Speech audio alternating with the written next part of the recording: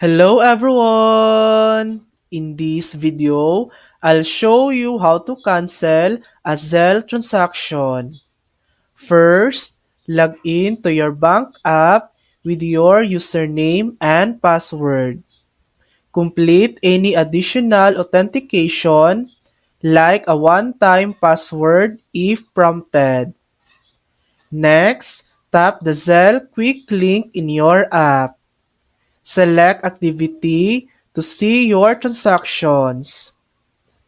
Under the Pending tab, find the transaction you want to cancel and tap Cancel.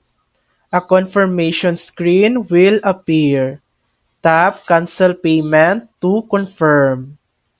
Once it's canceled, you'll see a message saying you've canceled this payment.